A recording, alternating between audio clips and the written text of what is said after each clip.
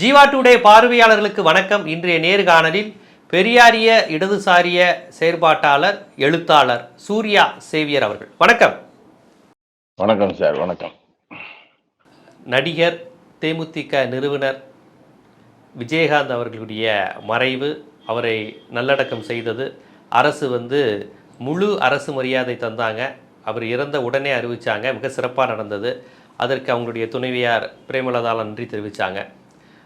மிகப்பெரிய அளவில் 2 நாட்களில் 15 லட்சம் பேர் வந்திருக்கிறாங்க மக்கள் அவர் நினைவஞ்சலி செலுத்த அப்படிங்கிற விஷயம்லாம் பதிவாயிருக்கு. ஒரு சமகாலத்தில் ஒரு பெரிய கூட்டம் வந்திருக்கிறது விஜயகாந்துக்கு தான் அப்படிங்கிற செய்திகள்லாம் இன்றைக்கி அன்றாட தினசரிகளில் அந்த செய்திகள் அலங்கரிக்குது.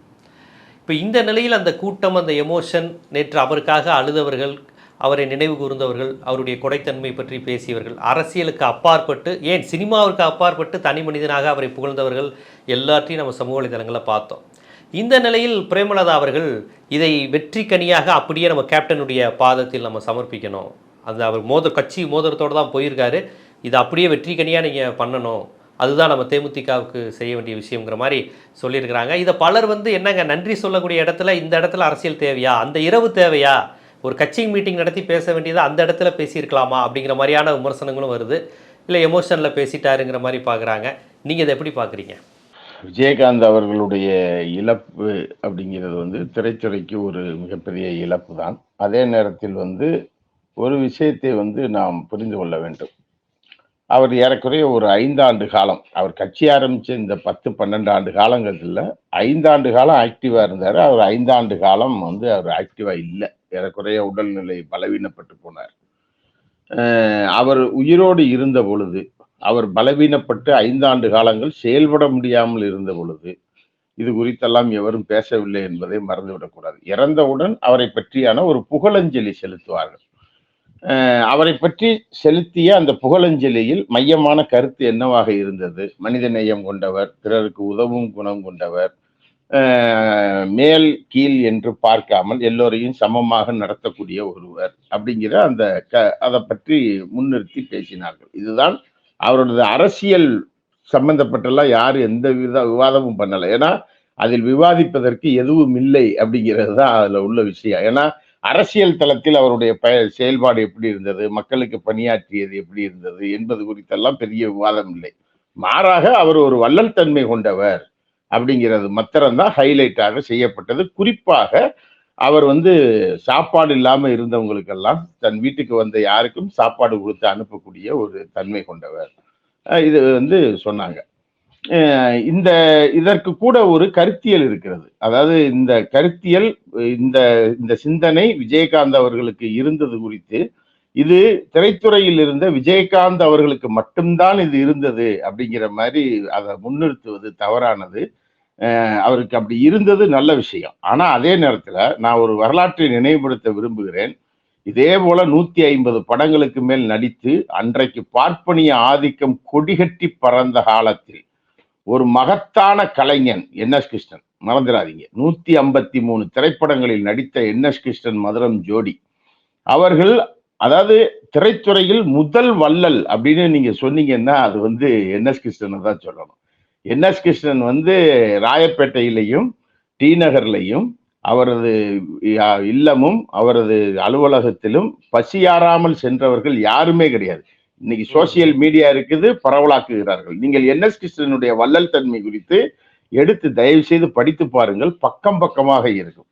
திரைத்துறையில் அப்படிப்பட்ட ஒரு விஷயத்தை விதைத்தவர், கருத்தியல் ரீதியாக விதைத்தவர் மகத்தான கலைஞன் நாகர்கோயில் சுப்பிரமணியம் பிள்ளை என்.எஸ். கிருஷ்ணன். அதான் என்.எஸ். கிருஷ்ணன் சொல்லுவாங்க. அப்படிப்பட்ட ஒரு மிகப்பெரிய ஆளுமை. இதனுடைய தொடர்ச்சி முன்னாடியே இருக்கிறது. நீங்க அதற்கு பின்னால் எம்ஜிஆரை சொல்வார்கள். எம்ஜிஆருடைய வள்ளல் தன்மை என்பது அவர் அதிகாரத்திற்கு வந்ததற்கு பின்னால் அரசு சொத்துக்களை எல்லாத்தையும், இந்த ஏரிகளை வாரி கொடுத்த வள்ளல் அப்படிங்கிறது அந்த அடிப்படையில் நிற்கும். அவருக்கு ஒரு வள்ளல் குணம் உண்டு, கொடுக்கிற குணம் உண்டு. அது அரசு இடங்களை புறத்தையும் கொடுத்தாரு. அது மற்றதை அவருடைய வருமானத்திலிருந்து என்ன கொடுத்தாருங்கிறதெல்லாம் இல்லை. ஆனா என்.எஸ். கிருஷ்ணன் எந்த பொறுப்பிலும் இல்லாத காலத்திலும் அப்படி செய்தார் என்பது அவருக்கு. அதனாலதான் அவருக்கு என்ன ஒரு நினைவரங்கம் சென்னையில கட்டி வச்சிருக்காங்க. அவருடைய வள்ளல் தன்மை மாத்திரமல்ல, அவர் அன்றைக்கு எழுப்பிய அந்த கருத்தியல் இருக்கு பத்தியலா, அந்த கருத்தியல் தமிழ் சமூகத்தில் ஒரு மிகப்பெரிய மாற்றத்தை உருவாக்கியது. கலைஞரை போன்ற என்.எஸ். கிருஷ்ணனும் ஒரு பெரிய இணைந்த ஒரு கருத்தியலாளர்களாகத்தான் அன்றைக்கு இருந்தார்கள். விஜயகாந்தை பொறுத்த மட்டிலும் ஒரு எளிய பின்னணியில் வந்தவர். முயற்சி நீங்க வந்து பொதுவா ஒரு தனி மனிதனுக்கு இருக்கக்கூடிய விஷயம் என்னன்னா, நம்மனால இது முடியுமா, நம்மனால இது முடியுமா, நம்ம கண்ணங்கரேன்னு இருக்கோம், நம்ம இப்படி இருக்கோம், நம்மை பற்றிய ஒரு தாழ்வு மனப்பான்மையை உருவாக்கி கொண்டு நம்மனால இப்படி முடியுமா அப்படின்னு ஏராளமான பேர் சுற்றி கொண்டிருக்கிறார்கள். ஆனா எல்லா மனிதர்களுக்குள்ளும் ஒரு திறமை இருக்கிறது. அந்த திறமை முயற்சியின்பால் என்ன செய்யணும், வெளிப்பட்டு வந்து விடும் அப்படிங்கிறதா. முடியாத என்ற ஒன்று வந்து உலகத்தில் எப்போதுமே கிடையாது. முடியாத ஒன்று இருக்குமானால் அது முயற்சிக்காத ஒன்றாகத்தான் இருக்கும். அந்த முயற்சியின் அடையாளமாக விஜயகாந்த் பார்க்கப்படுகிறார். அவ்வளவுதான். அவர் வந்து அப்படி வந்தாரு, ஃபைட் பண்ணாரு. எல்லா திரைக்கலைஞர்களுக்கும் அவர்களுடைய ஆரம்ப காலங்கள் நீங்க அவங்க வந்து பெரிய அவமானங்களை சந்தித்திருப்பார்கள். அதற்கு பின்னால் அப்படி படிப்படியாக உயர்ந்து நின்றிருப்பார்கள். திரைத்துறையில் அவருடைய பங்களிப்பு என்பது முக்கியமானது. அது மதிக்கப்படக்கூடியது, போற்றப்படக்கூடியது. அதுல எல்லாம் எந்த விதமான மாறுபட்ட கருத்தும் இல்லை. அந்த திரைத்துறையில் தனக்கு கிடைத்த அந்த பிரபலத்தை அப்படியே அவர் அரசியல் களத்திற்கு கொண்டு வருகிறார். அரசியல் களத்திற்கு கொண்டு வருகிற பொழுது தமிழ் சமூகத்தினுடைய அரசியலை, தமிழ் சமூகத்தினுடைய சமூகத்தை, தமிழ் சமூகத்தினுடைய பொருளாதாரத்தை புரிந்து கொண்டு இது எப்படி உருவாகி இருக்கிறது, இது எப்படி உயர்ந்து வந்திருக்கிறது, இதில் இப்போது இருப்பவர்களை விட நாம் என்ன ஒரு மாற்றை முன்வைக்கிறோம் என்பது குறித்து ரொம்ப வலுவாக நீங்க வந்து மக்கள் அதை ஆய்வு செய்து 67 மாற்றம் என்பது சாதாரண மாற்றமாக கருதிவிடக் கூடாது. அது கருத்தியல் மாற்றம் என்பதை மறந்துவிடக் கூடாது. நீங்க அதுதான் இன்றைக்கும் நீடித்து நிலைத்துக் கொண்டிருக்கிறது. 67 மாற்றம் என்பது என்ன என்ற குறித்த ஒரு தெளிவான விவரங்கள் இல்லாமல் ஒரு ஆளும் தரப்பு செய்யக்கூடிய தவறுகளின் மீது தங்களை தக்க வைத்து விட முடியும் என்று ஒருவன் கருதி அரசியல் கட்சி துவக்கினான் என்றால் அந்த அரசியல் கட்சி நீடித்து நிலைக்காது. அது மட்டும் புரிஞ்சுக்கிறணும். அதுதான் நடந்திருக்கிறது. நீங்க எம்ஜிஆர் கூட அரசியல் வந்தாருன்னு சொன்னா அவர் திராவிட இயக்கத்தினுடைய பிரதிநிதியாகத்தான் இருந்தார். அன்றைக்கு 70% வாக்குகளை இவர் 35 பிரிச்சுக்கிட்டாங்க, அவ்வளவுதான். ஆனால் அந்த திராவிட இயக்கத்தினுடைய கருத்து என்பது இன்றைக்கும் தமிழ் மண்ணில் நீங்க ஆள வேரூன்றி இருக்கிறது என்பதை மறந்துவிடக்கூடாது. விஜயகாந்த் எந்த மாற்றை முன்வைத்து களத்திற்கு வருகிறார் அப்படின்னு சொன்னா, திராவிட கட்சிகளுக்கு மாற்றான நானும் ஒரு திராவிடன் தான், நானும் ஒரு திராவிட கட்சியை தான் துவக்கி இருக்கிறேன் என்றுதான் அவர் வந்து என்ன செஞ்சார், நின்றார். நீங்க அந்த இடத்துல ஒரு விஷயத்தை நம்ம பார்க்கணும். இன்னைக்கும் நீங்க வந்து 100% பேர் தமிழ்நாட்டில் இருக்காங்க அப்படின்னு சொன்னா, இந்த 100% பேர்ல 70% பேர் திராவிட கருத்தியலின்பால் வாக்களிக்கக்கூடியவர்கள். ஒரு 10% பேர் தேசிய இயக்கத்தின்பால் வாக்களிக்கக்கூடியவர்கள். ஒரு 10% பேரை பார்த்தீங்கன்னு சொன்னா அந்த ஜாதி அது இதுன்னு சொல்லி கொஞ்சம் பேர் சுத்திட்டு இருப்பாங்க, அந்தந்த சமூகம் அது இதுன்னு சொல்லி. இன்னொரு 10% பேர் இருக்கான். அந்த 10% பேர் யாருன்னா 67 அதிகாரத்தை இழந்த ஒரு குரூப். அது அந்த குரூப் என்ன செய்யும்னா, இந்த 70% எப்படியாவது ஒரு பகுதியை வீழ்த்தி ஒரு இதை கொண்டு வந்துடணும்னு ஒரு 10% பேர் இருப்பான். அந்த 10% பேரு அதுக்கு ஓட்டு போட்டுக்கிட்டே இருப்பான். அதை ஃபுல்ஃபில் பண்ணவர் விஜயகாந்த். அதுல கூட எனக்கு சில தாமர காங்கிரஸுக்கு வாக்களித்த ஹெரிட்டேஜ் கொஞ்சம் இருக்குன்னு எடுத்துக்கலாமா? அதான் அப்படித்தான். அதாவது என்னன்னா, திராவிட இயக்கத்திற்கு மாற்றாக பல பேரை இங்கே களத்திலே முயற்சித்து கொண்டு வந்தார்கள். நீங்க காங்கிரஸ் பலவீனப்பட்ட பொழுது கூட சிவாஜி கணேசனை காங்கிரசினுடைய மறைமுகமாகத்தான் நீங்க சிவாஜி கணேசனை கட்சி ஆரம்பிக்க வச்சு கொண்டு வந்தாங்க. அதுவும் இல்லாம போய்விட்டது. நீங்க அப்புறம் அதுக்கு அடுத்து படிப்படியாக அப்புறம் அவர் விபி சிங்கோட அதுக்கப்புறம் விபி சிங்கோட சேர்ந்தாரு. அவர் கடைசியா வந்து விபி சிங்கோட சேர்ந்து காங்கிரஸ் எதிர்ப்பாளராகவும் இருந்தார்ல. அவர் இருந்தார் தமிழக தலைவரா ஏதோ பொறுப்புல இருந்தாரு. ஆமா, அப்படியெல்லாம் வந்தாங்க. அதாவது என்னன்னா, இதனுடைய உள்ளடக்கம் என்ன? இதனுடைய உள்ளடக்கம் 2 கருத்தாக்கங்கள் இந்திய அளவில் இருக்கிறது. ஒன்று அந்த ஆரியம் சார்ந்த ஒரு கருத்தாக்கம், திராவிடம் சார்ந்த ஒரு கருத்தாக்கம். அந்த திராவிடம் சார்ந்த கருத்தாக்கத்தை பெரியாரும் அண்ணாவும் பெரிய அளவிற்கு களத்திலே கொண்டு வந்து நிறுத்தினார்கள். அந்த நிறுத்தியதை எப்படியாவது உடைக்க வேண்டும் என்றுதான் இன்றைக்கும் 55-60 ஆண்டு காலமாக இவர்கள் போராடி கொண்டிருக்கிறார்கள். அதுல வந்து பல பேர் வந்து இந்த சைட்ல ஒரு அரசை நிர்வகிக்கக்கூடிய போது ஏற்படக்கூடிய அந்த இதை வந்து தனக்கு சாதகமாக பயன்படுத்தி கொண்டு எப்படியாவது அதை மீட்டு கொண்டு வந்துடணும்னு இவர்கள் முயற்சிக்கிறார்கள். அந்த முயற்சியினுடைய ஒரு வெளிப்பாடாகத்தான் விஜயகாந்தும் என்ன செஞ்சார், வந்தார். நீங்க விஜயகாந்த் வந்து அரசியல் களத்தில் அவர் வெற்றி பெறவில்லை, மாறாக திரைத்துறையில் அவர் தனக்கு இருந்த இதெல்லாம் பயன்படுத்தி கொண்டார். இதெல்லாம் ஒரு புறம் இருக்கட்டும். ஆனா நேற்றைய தினம் இந்த 15 லட்சம் பேர் கூடுனாங்க, அதெல்லாம் என்ன புள்ளி விவரத்தின் அடிப்படையில் சொல்லப்படுகிறது? கூடினார்கள், மக்கள் கூடினார்கள். தங்கள் ஒரு ஒரு பெரிய பிரபலமான ஒரு நடிகர், அவர் இறந்து போனார். 150 படங்களுக்கு மேல் நடித்தவர். அவருடைய படத்தை பார்த்தவர்கள் பல பேர் வந்து என்ன செஞ்சிருப்பாங்க, அவர் குறித்தான மதிப்பீடு இருக்கும். 2வது, அவர் தனது திரைத்துறை சார்ந்த பயணத்திலும் கூட எளிய மக்களுடைய, விளிம்பு நிலை மக்களுடைய பிரச்சனைகளை மையப்படுத்தக்கூடிய திரைப்படங்களை நடித்தவர். அதே போல கதாநாயகன் என்ற ஒரு கட்டமைப்பு, சவத்த ஆளுக வெள்ள வெள்ளையர்ன்னு இருப்பாங்க, வெளியவே மக்கள் மூஞ்சியை பார்க்க முடியாது, இப்படிங்கிற மாதிரி ஒரு கதாநாயக கட்டமைப்பு இருந்த காலத்தில் ஒரு கண்ணங்கரையர்னு ஒரு பையன் வந்து நின்று ஒரு மாதிரி நம்மள மாதிரியே நின்று நடிச்சுக்கிட்டு இருக்கானே, நம்ம பிரச்சனைகளை எல்லாம் அவன் வெளிப்படுத்தி பேசுகிறானே அப்படிங்கிறதுல ஒரு ஈர்ப்பு விஜயகாந்த் மேல் இருந்தது என்பது உண்மை.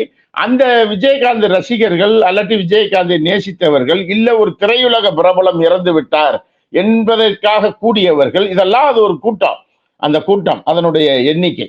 அப்ப இது வந்து மக்கள் வந்து பொதுவாக ஒரு இழப்பை என்ன செய்வாங்க, ஒரு பெரிய மனிதர் இறந்து விட்டார் என்று சொன்னால் அவருக்கான அந்த அஞ்சலியை நான் ஜெயலலிதா அவருடைய கருத்தின்பால் நான் ஏராளமான ஜெயலலிதா வந்து நான் மாணவ பருவத்தில் அல்ல இளைஞர் பருவத்தில் இருக்கும்போது விரட்டி விரட்டி என்னை கைது பண்ணாரு. நான் பாளையங்கோட்டை ஜெயிலுக்கு வந்ததே அந்த அம்மாவால தான் முதல் தடவை பாளையங்கோட்டைக்கே வந்து ஜெயிலுக்கு வந்து அப்புறம் வீடு கட்டி இங்கே குடியிருந்துட்டேன். ஆனா ஆமா, அப்ப வந்து அப்படி வந்து மாணவர் இயக்கத்தில் செயல்பட்ட காலத்துல. ஆனா நீங்க என்ன பார்க்க வேண்டியிருக்குன்னா, அதே ஜெயலலிதாவினுடைய எந்த ஒரு கருத்தோடும் நம்ம உடன்பட்டு செல்ல முடியாது. அவ்வளவு ஆணவம், அகங்காரம் எல்லாமே அந்த அம்மாட்ட இருக்கும். ஆனா அந்த அம்மையார் இறந்த அன்றைக்கு கூட நான் ஒரு நபரை சாப்பிடாமலே இருந்தேன். ஏன்னா ஏதோ ஒரு வகையில் தமிழ் சமூகத்தினுடைய மக்களுடைய கோரிக்கைகளை பிரதிபலித்து பங்களிப்பு செலுத்தியவர் என்ற முறையில் தான் விஜயகாந்தினுடைய அரசியலுக்கும் விஜயகாந்தினுடைய திரைப்படங்களை நான் நிறைய பார்த்ததும் கிடையாது. ஆனால் நேற்று விஜயகாந்தினுடைய மரபுக்காக ஒரு வருத்தத்திலே ஒரு துயரத்தில், அந்த துயரத்தில் எல்லோரும் பங்கு கொள்ளக்கூடிய வகை நானும் இருக்கிறேன். இதே போல் பல பேர் இருந்திருப்பார்கள். ஆனா ஒரு மனித நேயம், அவர் மனித நேயத்தை வெளிப்படுத்தினார், அந்த மனித நேயத்தை மக்கள் வெளிப்படுத்துகிறார்கள், அவ்வளவுதான். இதனுடைய உள்ளடக்கம் அதுதான். மனித நேயத்தினுடைய வெளிப்பாடு எந்த கருத்தியல் சார்ந்தது என்பது விட்டு விவாதிக்கிறோமா இல்லையா? மனித நேயம், பிறருக்கு உதவும் குணம் எல்லாமே. நீங்க இது வந்து தமிழ் சமூகத்தினுடைய மரபில் ஒரு மிகப்பெரியது, ஒரு திராவிட கருத்தியல். இது ஆரிய கருத்தியல். என்ற காலத்திலும் பிறரை வந்து நேசி என்று என்ன சொல்லாது, செய்யவே செய்யாது. அது மனித நேயத்தை வளர்க்காது, அது வெறுப்பை விதைக்கும், பிளவை உருவாக்கும், வெறியை தூண்டும், இதுதான் செய்யும். அப்ப ஒரு திராவிட கருத்தியல், ஆரிய கருத்தியல், 2 கருத்தியல் இந்திய சமூகத்தில் என்ன செய்கிறது, ஓடுகிறது. ஆனால் மனிதன் என்ற முறையில் அதை செழுமைப்படுத்துகிறது. மனிதர்கள் இப்படி இருக்க வேண்டும் என்று அதை செழுமைப்படுத்தக்கூடிய அந்த கருத்தியலுடைய பிரதிநிதியாகத்தானே விஜயகாந்தை பார்க்க முடியும்.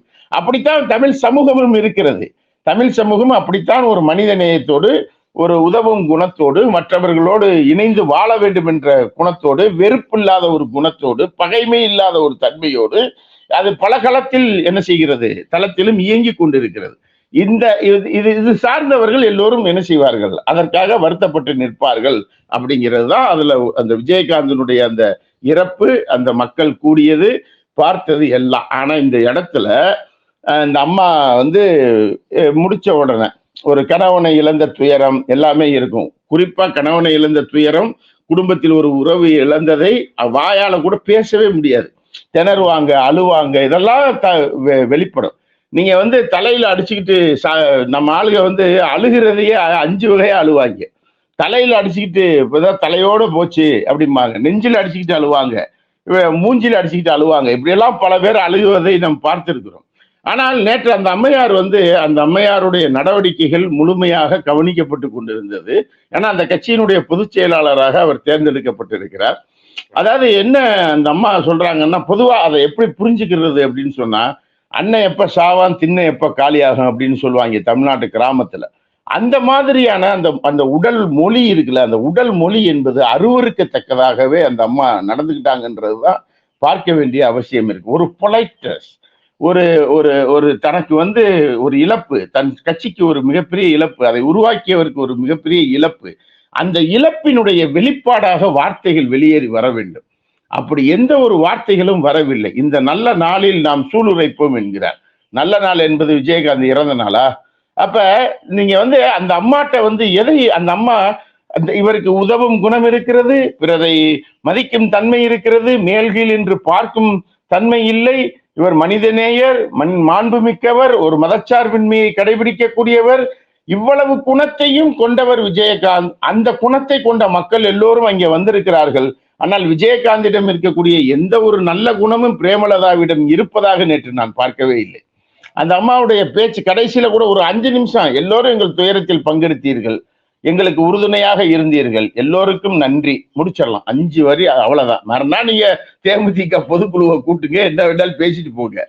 ஆனா நேற்றுக்கு அந்த அந்த ஒரு 5 வரிக்குள் எல்லாம் நீங்க எல்லாத்தையும் முடித்து விட்டு போயிருக்க முடியும். ஆனால் அந்த அம்மையார்களுடைய நோக்கம் அதுவாக இல்லை. ஏன்னா தேமுதிக பொதுக்குழுவிலேயே அதை பார்க்கப்பட்டது. அவரால் நேற்று ஒரு கமெண்ட்ல கூட சொல்லிட்டு இருக்காங்க, 3 ஆண்டு காலமாக அவருக்கு கண்ணு தெரியல அப்படின்னு சொல்லி. விஜயகாந்துக்கு கண் பார்வையை இழந்து விட்டார். நேற்று ஒரு கமெண்ட்ல அப்படி ஒரு நடிகர் பேசிட்டு போனார்.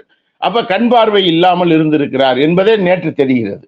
அப்ப ஏறக்குறைய உடல்நிலை முழுவதும் பலவீனமாக இருந்த ஒருத்தரை நீங்க ஒரு கட்சியை ரீட்டைன் பண்ணுங்க, அதெல்லாம் வேற விஷயம். இப்ப நீங்க விஜயகாந்த் அறிக்கையாக அது வெளியிடப்பட்ட என்ன கெட்டு போயிட போகுது? இறப்பதற்கு 4-5 நாளைக்கு முன்னாடி வரைக்கும் அந்த மனிதன் எவ்வளவு துயரப்பட்டு இருக்கிறார் என்பதை பார்க்க வேண்டி இருக்கிறது. இது பிரேமலதா மேல ஒரு கோபம் தான் வருகிறது. நீங்க அந்த அம்மா நடந்து கொள்ற முறைகள் எல்லாமே முழுக்க முழுக்க அரசியல். யாருமே நேற்று அரசியலாக அதை பார்க்கவில்லை. அரசியலாக பார்க்காத நேற்று அந்த 15 லட்சம் பேரில் திமுக காரர்கள் எவ்வளவு பேர் இருப்பார்கள், அதிமுக காரர்கள் எவ்வளவு பேர் இருப்பார்கள், பொதுவான நபர்கள் எவ்வளவு பேர் இருப்பார்கள். எல்லா கட்சியும் நிக்கிறாங்க, எல்லா கட்சி தொண்டர்களும் நிக்கிறாங்க, கட்சி சாராத கருத்தியல் உள்ளவர்கள் நிற்கிறார்கள். கட்சி சாராட்டினாலும் அவங்களுக்கு ஒரு அரசியல் கருத்து இருக்கும்ல, அந்த கருத்தை சார்ந்தவர்கள் நிற்கிறார்கள். ஆனா அது முழுவதும் தேமுதிகவினுடைய கூட்டமாக அதை சித்தரிக்கிறது இருக்குல்ல, அது ரொம்ப அருவருப்பானது.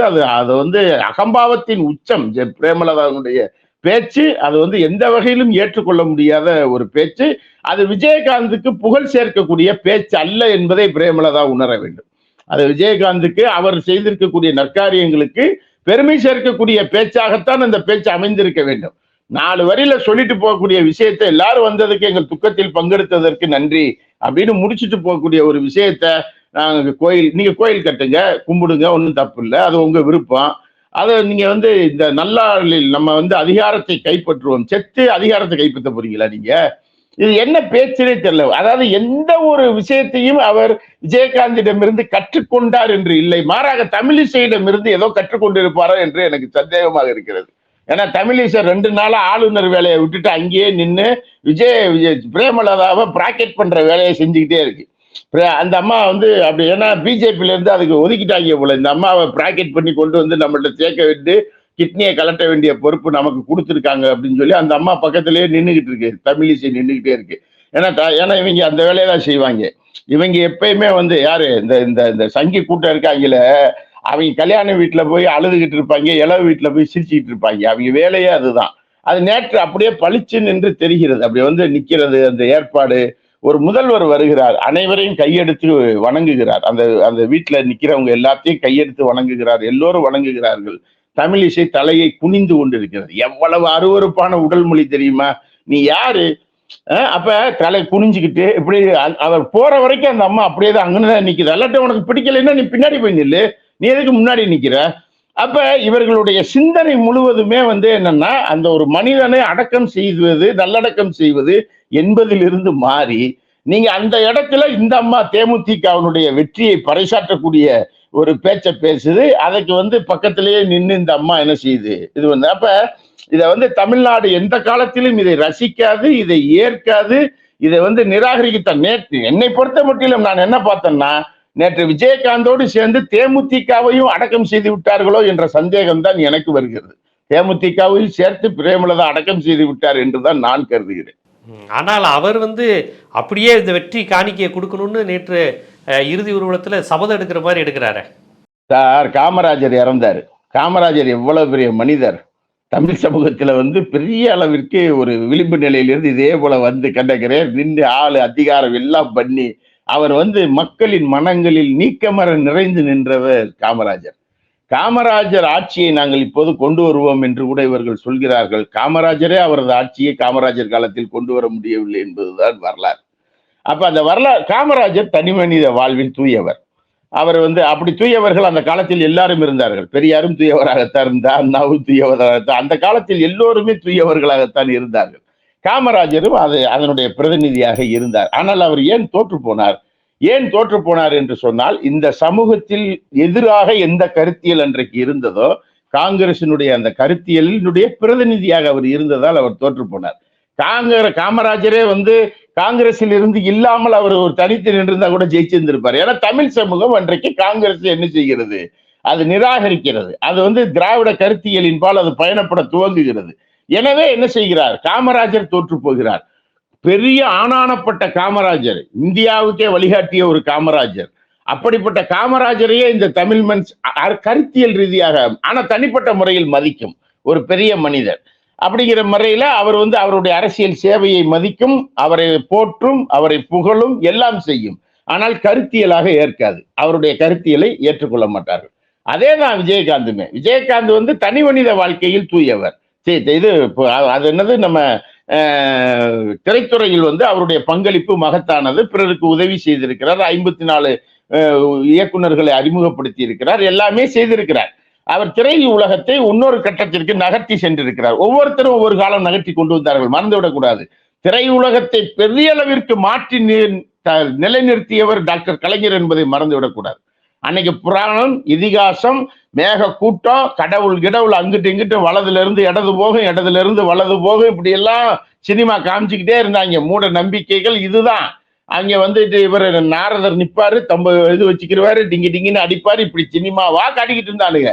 இதுதான் ஒரு சினிமா, இப்படித்தான் இருக்கும் என்று இருந்த காலத்தில் வந்து தலைவன் இறங்கினாரு, வந்து எழுதினாரு, சோழிய முடிச்சாரு. அதோட அந்த இதை தூக்கி இப்ப யாராச்சும் வந்து அப்படி மேக கூட்டத்துக்குள்ள நாரதர் அப்படி கொண்டாந்து வச்சுக்கிட்டு சினிமா எடுத்தான்னா உருவே தேட்டர் பக்கம் போக மாட்டான். அதை உடைத்து எரிந்தவர், அந்த களத்தை உடைத்து எரிந்து தமிழ் திரையுலகத்தையே ஒரு புதிய களத்திற்கு கொண்டு வந்தவர் டாக்டர் கலைஞர். அவருடைய எழுத்தும் அவருடைய அதை பிரதிபலித்த நடிகர்களும் என்ன செஞ்சாங்க, வளர்ந்து நின்றார்கள். நீங்க வந்து விஜயகாந்தே பல பேட்டிகள்ல என்ன செய்யறாரு, சொல்றாரு. ஆனா அதே நேரத்தில் அதுக்கடுத்து எம்ஜிஆர், சிவாஜி என்று அந்த களம் என்ன செய்கிறது, அது வந்து ஒரு கதாநாயக கட்டமைப்பு பிம்பம் என்ற முறையில் இருவரும் நகர்ந்து சென்று கொண்டிருக்கிற பொழுது அப்புறம் ரஜினிகாந்த், கமலஹாசன் இவரும் வந்து சேர்க்கிறார். அப்படிங்கும்போது இதெல்லாம் வந்து ஒரு சினிமாக்குள்ள ஒரு பெரிய மீடியா என்ற முறையில் அது மக்களிடம் ஏற்படுத்தக்கூடிய தாக்கம், அதில் மக்கள் கருத்துக்களை யார் அதிகமாக பிரதிபலித்து நின்றார்களோ அவர்கள் வெற்றி பெற்றார்கள். நீங்க வந்து அதிகமா நீங்க வந்து சிவாஜி கணேசன் எடுத்தீங்கன்னா குடும்பம் சார்ந்து அவர் என்ன செஞ்சாரு, பெண்கள் இன்னைக்கு சீரியல்ல உட்காந்து பெண்கள் அழுதுகிட்டு இருக்காங்கல்ல, பல சீரியல் பார்த்து அழுதுகிட்டே இருக்காங்கல்ல. அதை பொதுவாக காமெடியா கூட சொல்லுவாங்கல்ல, எம்ஜிஆர் படத்துக்கு போயிட்டு வந்தா வேகமா தேட்டரை விட்டு வெளியே வருவாங்க, சிவாஜி படம் பார்த்துட்டு வந்து அழுதுகிட்டே வருவாங்க அப்படின்னு சொல்லுவாங்கல்ல. இதுதான் பொதுவா.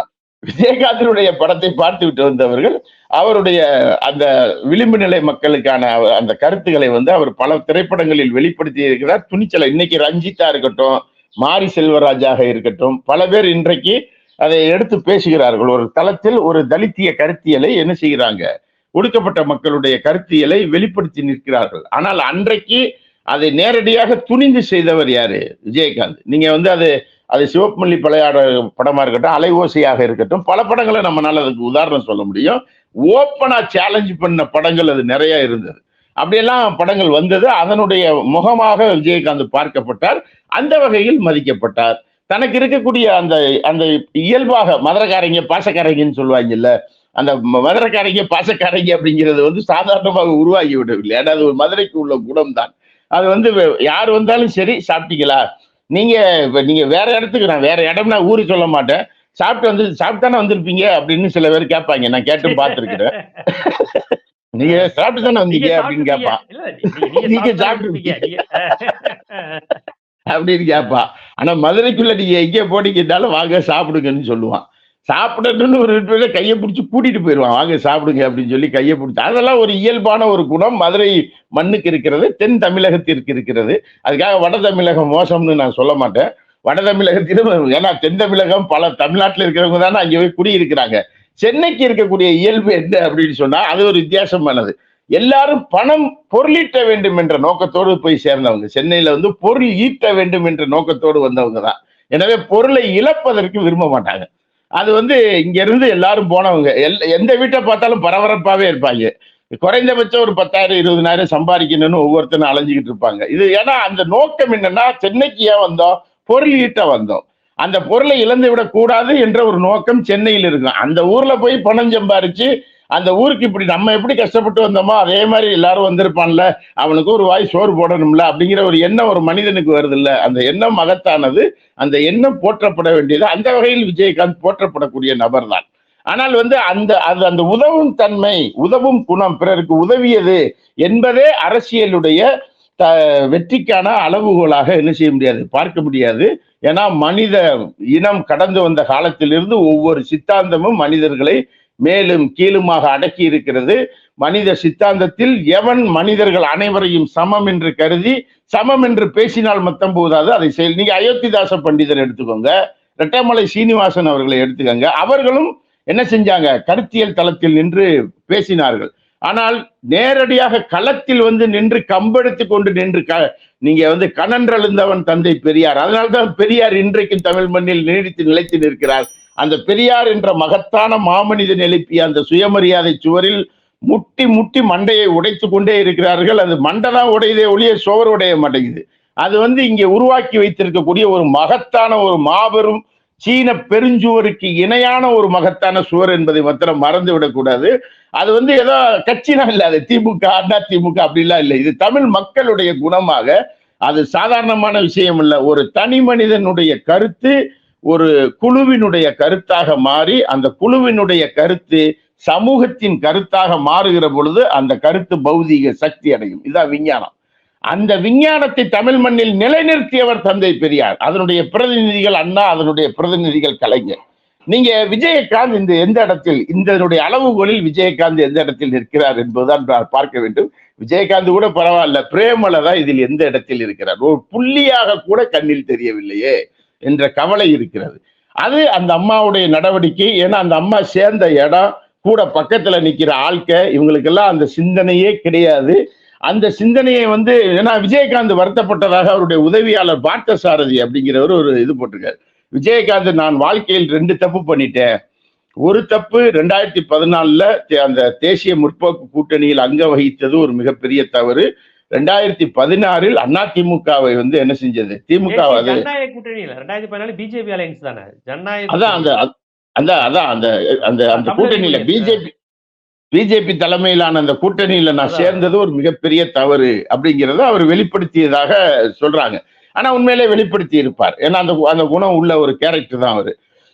அப்ப மதச்சார்பின்மை என்பதாக இருக்கட்டும், மக்கள் ஒற்றுமை என்பதாக இருக்கட்டும், நீங்க பகுத்தறிவாக இருக்கட்டும், சமூக நீதியாக இருக்கட்டும், இதனுடைய பிரதிநிதியாக இதை ஒட்டிய செயல்பாட்டாளர்களாக களத்தில் யார் தங்களை பிரதிபலித்து நிற்கிறார்களோ அவர்கள் மக்கள் மன்றத்தில் என்ன செய்யப்படுவார்கள், மதிக்கப்படுவார்கள். ஆனால் இதெல்லாம் வாய் வழியாக மட்டும் பேசிக்கொண்டு செயல் வழியாக வேறு ஒரு வேலையை செய்து கொண்டிருப்பவர்களை எளிதில் அடையாளம் காண்பார்கள். அப்படி எளிதில் நீங்க இதுக்கு கொண்டையும் தேவையில்லை, மண்டையும் தேவையில்லை, பளிச்சுன்னு தெரியும் பிரேமலதா. நீங்க என்ன செய்து அவரை பயன்படுத்தி கொண்டு அவருடைய இந்த இயலாத தன்மையை பயன்படுத்தி கொண்டு அந்த அம்மா என்னென்னமோ செஞ்சிருக்காங்க. விஜயகாந்த் நல்லபடியாக இருந்த காலத்தில் கூட மக்கள் ஒரு குறிப்பிட்ட அளவிற்கு அவரை மதித்தார்கள், அவ்வளவுதான். ஆனால் அவர் தமிழ் சமூகத்தினுடைய ஒரு ஒட்டுமொத்த கருத்தியலின் பிரதிநிதியாக அவரை அரசியல் களத்திலும் அவர்கள் மதிக்கவில்லை, அவர்கள் ஏற்றுக்கொள்ளவில்லை. மதிக்கலன்னு சொல்லக்கூடாது, ஏற்றுக்கொள்ளவில்லை என்பதுதான் உண்மை. ஆனால் நீங்க எம்ஜிஆர் ஜெயலலிதா, எம்ஜிஆர் ஜானகி ராமச்சந்திரன், இப்படி எல்லாம் நீங்க பார்த்துட்டு விஜயகாந்த் பிரேமலதா அப்படின்னு சொன்னீங்கன்னா, பிரேமலதா அப்படிங்கிற அந்த அம்மாவுக்கான அதாவது நீங்க ஒரு பொதுவா சொல்லுவாங்க செக்ரட்டரி, செயலாளர் என்ற பொறுப்பில் ஒருவர் போய் அமர்ந்து விட்டால் மாத்திரமே அவருக்கு அந்த மரியாதை வந்து விடாது. அந்த செயலாளர் என்பதற்கு ஏற்ற செயலுக்குரியவராக அவர் இருக்க வேண்டும், அப்பதான் மதிப்பார்கள்.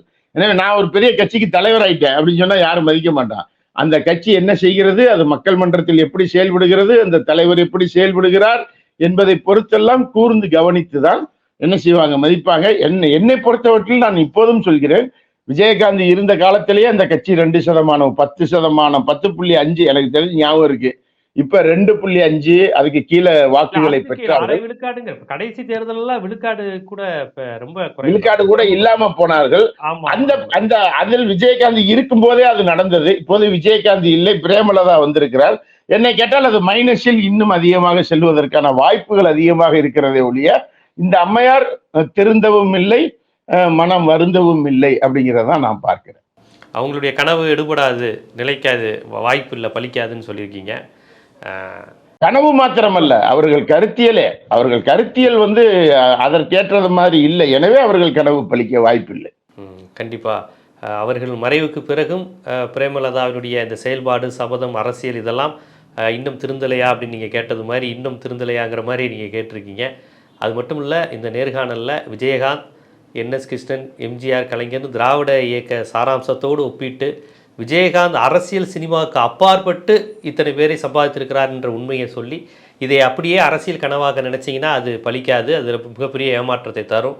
பாரதிய ஜனதா இந்த தனத்தில் என்ன மாதிரியான வேலைகளை அவர்கள் கணக்கு போட்டு அவர்கள் என்ன மாதிரியான அசைன்மெண்ட்டை தமிழிசையை வைத்து செய்து கொண்டிருக்கிறார்கள் என்பதெல்லாம் குறித்து அரசியல் ரீதியாகவும் சினிமா சமூக பகுப்பாய்வாகவும் ரொம்ப விரிவான கருத்துக்களை நம்ம ஜீவா டுடே பார்வையாளர்களுக்காக எடுத்து வச்சிங்க. மிக்க நன்றி. நன்றி, வணக்கம்.